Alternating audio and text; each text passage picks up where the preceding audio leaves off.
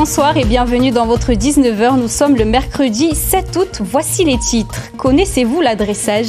Il s'agit de l'obligation depuis le 1er juin pour les communes de référencer l'ensemble de leurs voies et numéros d'habitation. Un défi de taille. Où en sont les communes? Nous verrons comment la commune de Ouangani se met en règle. Les enfants scolarisés à Mamoudzou sont beaucoup trop nombreux. C'est la Chambre régionale des comptes de Mayotte qui le dit. La commune n'a plus la capacité de les scolariser normalement et a ainsi recours à divers systèmes dégradés. Et puis c'est le jour J pour Raphaël Mohamed. Dans 1 heure et quelques minutes, l'athlète entrera de nouveau en piste au Stade de France pour les demi-finales du 110 mètres et nous serons en direct avec Aurélien Février. Voici pour les titres, soyez les bienvenus. La fin des rues sans nom ni numéro, c'est la loi qui l'oblige pour les communes. Elles doivent se conformer depuis le 1er juin à l'obligation d'adressage pour faciliter l'accès des secours et des livreurs. Un défi de taille. Ismaël Mohamed Ali et Molida Bouanaïri se sont rendus du côté de Ouangani pour voir où en sont les travaux. Madame, comment vous faisiez avant pour l'adressage? Avant, on n'a pas l'adresse. Ah, madame, je vais quelqu'un, tu connais quelqu'un? Oui, je connais, je vais aller avec toi, je vais montrer quelqu'un. Dans la commune de Ouangani, comme partout ailleurs à Mayotte, et ce durant plusieurs siècles, l'adresse postale n'a jamais été une évidence. Avant, quand je suis arrivée dans ce quartier en premier, comme indication pour qu'on puisse recevoir nos courriers, il fallait dire à côté de la mairie. Mais le territoire a changé et muté, la population a augmenté. Les autorités sont obligées désormais de s'adapter et de se mettre en conformité avec la loi. On avait des plaques et des numéros sur les voies, mais ils n'ont jamais été certifiés, donc ils ne sont pas accessibles par les services de secours, par les services des impôts ou par d'autres institutions qui voudraient avoir accès à l'adresse. L'équipe municipale est accompagnée dans son travail de dénomination et de numérotation des rues par des techniciens de la Poste. On est là en appui technique pour les aider dans cette démarche, pour créer derrière ce qu'on appelle une base adresse locale, qui est dans un outil informatique où tout est référencé. Pour les administrés, ce bouleversement n'est pas sans conséquences, mais reste relativement bien perçu. Avec les embouteillages, c'est compliqué pour nous de se rendre à Mamoudzou pour les démarches de changement d'adresse, pour l'électricité ou bien encore pour les impôts. L'idéal serait que les services viennent à la mairie de Ouangani. La seule petite interrogation peut-être de certains habitants porte sur la manière de choisir et baptiser ces anciennes et nouvelles rues. Les noms ont été proposés aux commissions et les commissions ont retenu ces noms-là. Ensuite, on a fait passer une délibération au conseil municipal. En 2017, la commune de Ouangani comptait plus de 10 000 habitants pour 300 adresses répertoriées. Avec ce travail d'adressage, il est question aujourd'hui de plus de 1800 adresses officielles confirmées. Ce travail de dénomination et de numérotation des rues ne fait que commencer. En politique, la députée Anchia Bamana, membre de la commission des affaires sociales, est nommée rapporteure du volet santé. Une annonce qu'elle a faite ce matin à Mamoudzou en conférence de presse. Elle a annoncé la venue d'une mission parlementaire en septembre prochain. La députée entend réduire les inégalités d'accès aux soins à Mayotte. On l'écoute, elle est au micro de Chafonti Ali Bako et Youssouf Ahmed Matouar.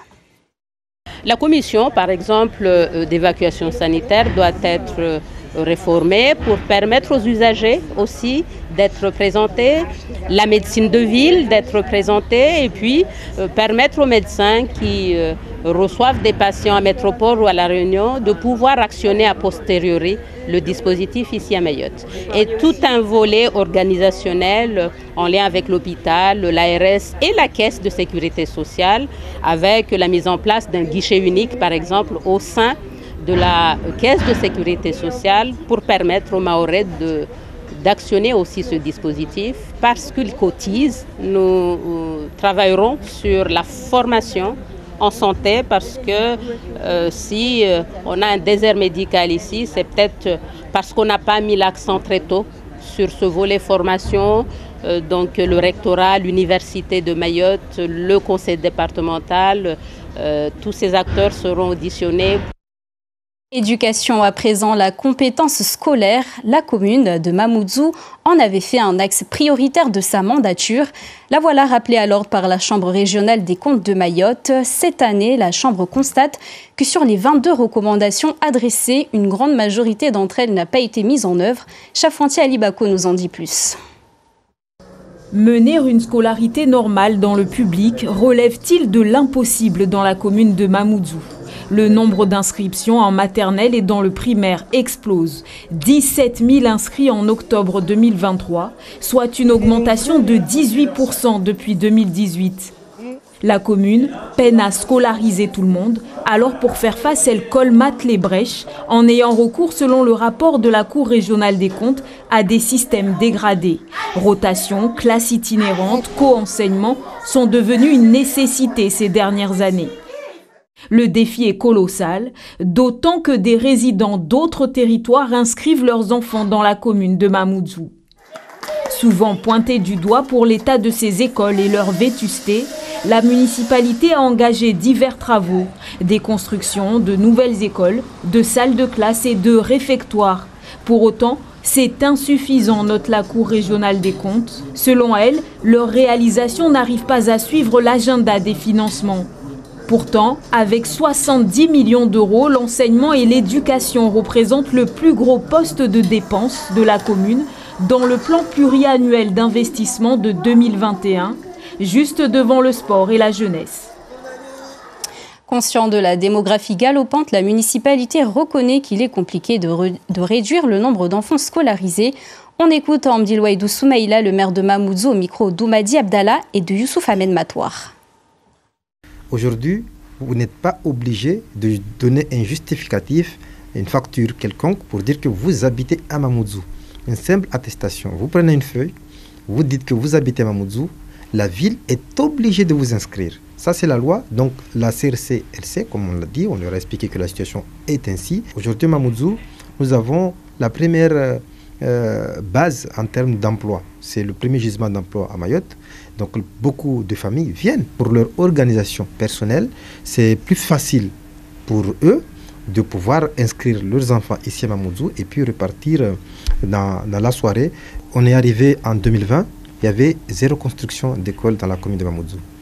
2021, nous avons pris le temps avec les partenaires de pondre un schéma directeur des écoles, à la fois sur les rénovations, à la fois sur les constructions neuves. C'est important. Donc, c'est un schéma qui est sur 10 ans. Parce que notre ambition, faire de Mamoudzou une ville d'excellence.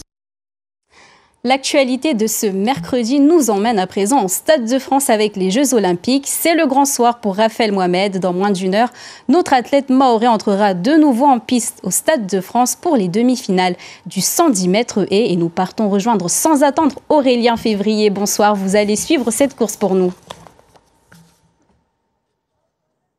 Ouais, bonsoir Ilona. Effectivement, Raphaël Mohamed qui est en demi-finale olympique du 110 mètres haies. Et avec lui, ce qui est bien, c'est que tout est possible. Depuis qu'il a réalisé les minima olympiques à Montgeron en mai dernier, en 13 secondes 27. Il a dans la foulée terminé 4e de la finale au championnat d'Europe de Rome. Et là, eh bien, on peut croire au rêve pour Raphaël Mohamed. Alors oui, il y aura du lourd à ses côtés, avec notamment le champion olympique en titre, le Jamaïcain Perchmont. Il y aura également l'Américain Holloway, très impressionnant en série, c'était dimanche, mais on peut croire à tout avec Raphaël Mohamed, capable de réaliser des exploits. C'est ce qu'on attend de lui forcément ici au Stade de France pour qu'il continue d'écrire le plus beau chapitre de l'histoire du sport mahorais. Et pour en parler avec nous, on a le plaisir d'accueillir Abab Abdou Mokhtar qui est lui juge sur ces épreuves olympiques au lancer. Bonjour Abab. Alors vous avez eu la chance de voir Raphaël en série dimanche, en repêchage hier. Vous en avez pensé quoi de ses performances déjà? Raphaël, je le découvre pas, donc c'est un athlète que je connais depuis un petit moment déjà. Donc je suis pas étonné de ce qu'il réalise et je sais qu'il est en mesure de faire beaucoup plus. Donc surtout dans une discipline où pour le coup la France fait partie des meilleures nations de cette discipline. Et déjà les épreuves de sélection, de qualification ont été assez denses pour lui.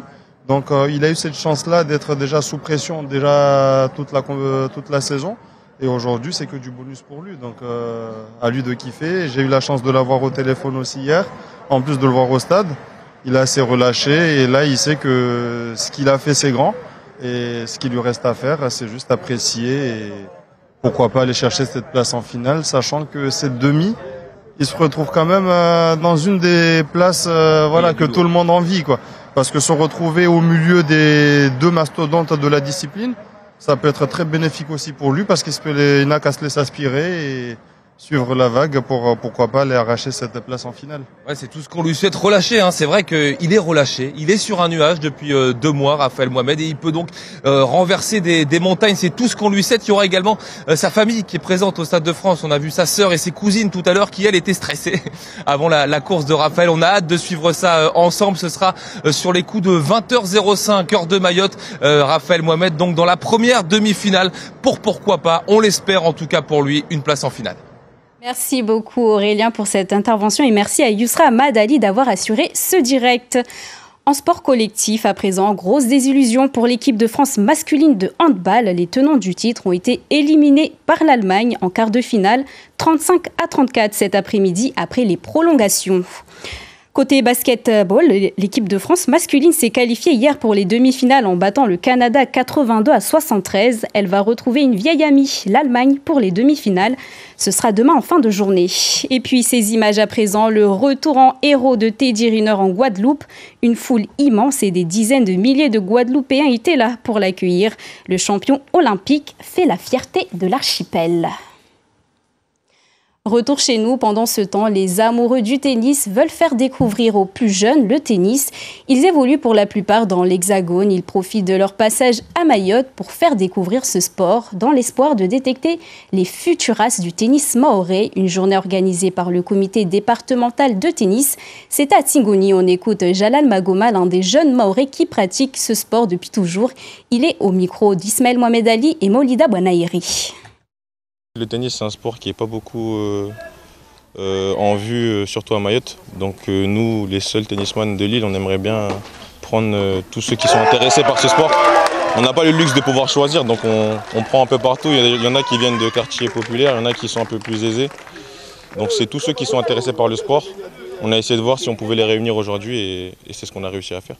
À terme, ce serait qu'ils puissent tous pouvoir profiter d'infrastructures ici ou à l'extérieur, qui puissent les pousser en fait. Mais déjà pour ça, il faut qu'ils viennent, qu'ils jouent, qu'ils voient, qu'ils s'intéressent et qui puissent pouvoir avoir des gens qui les guident.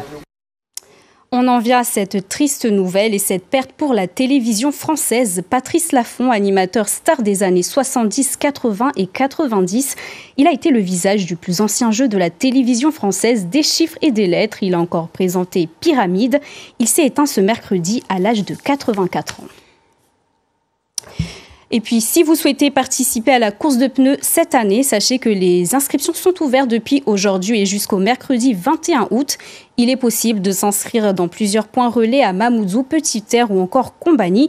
Ou en ligne, la 4e édition se déroulera le 1er septembre prochain à Mamoudzou. Et en attendant la course de pneus, eux se sont essayés à la voile ce mercredi. Une quarantaine d'enfants âgés de 12 à 17 ans, majoritairement issus de Doujani. Ils étaient accompagnés par l'association et la caisse des écoles de Mamoudzou. Ils sont venus s'initier à la voile le temps d'une journée avec l'association Meivoile. Ça s'est passé du côté de Mtsanga Beach. On voit tout ça avec Ismaël Mohamed Ali et Maulida Bouanaïri. Quand je suis sur le bateau, je me sens libre comme un pirate tout de suite. Heureux qui, comme ces jeunes moussaillons de Doujani, ayant fait un beau voyage. À bord d'un dériveur collectif de l'association Meivoile, ces navigateurs des temps modernes s'initient aux premières manœuvres de la voile. C'est chaud patate parce que je m'amuse et là j'apprends comment on guide une voile. Sous les conseils avisés de corsaires romains, leur capitaine. Bien se baisser, parce que la voile elle va passer de ce côté-là à l'autre côté. Les adolescents se transforment en timoniers et apprennent à régler la voile de ce multimono de 7,50 m. Là, j'ai une barre, je vise le mont Benara. Je dis c'est la première fois que je fais du voile. Je suis le capitaine du bateau. Le bel esquif, porté par le vent, baigne dans une mer d'huile. J'ai appris de tirer le fond pour avancer. Un tableau parfait pour s'évader. Admirer paysages et fonds marins. On a regardé les animaux, comment ils vivent dans l'eau par rapport à nous. Pour l'association Mes Voiles, créée en 2019, l'apprentissage des fondamentaux pour une voile pour tous est plus qu'un credo. Plus encore en haute mer, où tous les hommes sont égaux et se doivent de participer à la vie du bateau. On leur apprend un petit peu à diriger le bateau et commencer à appréhender un petit peu ce que c'est que le support bateau à voile. L'idée, c'est d'essayer de faire passer un maximum de jeunes qui voient un petit peu à quoi ça ressemble la voile. Pour la quarantaine d'enfants de l'association de la Caisse des écoles de Mamoudzou, cette sortie découverte est une bouffée d'air, une échappée belle. C'est important pour les enfants de venir voir la mer, pour voir ce qui s'y passe et aussi apprendre à naviguer, être en contact avec les adultes. Et pour que l'apprentissage de nos matelots et flibustiers soit complet, une chanson, 1000 millions de mille sabords.